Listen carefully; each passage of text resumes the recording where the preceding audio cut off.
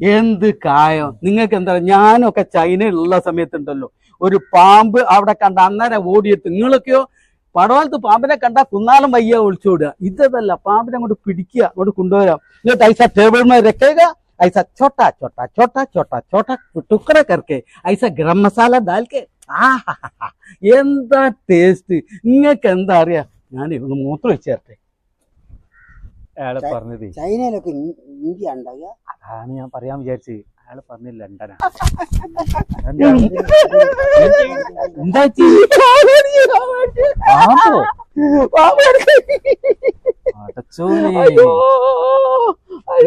പറഞ്ഞത് പാമ്പ് കെട്ടടോ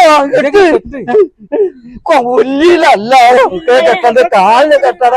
കാലിന് കെട്ടട പാമ്പടിക്കോ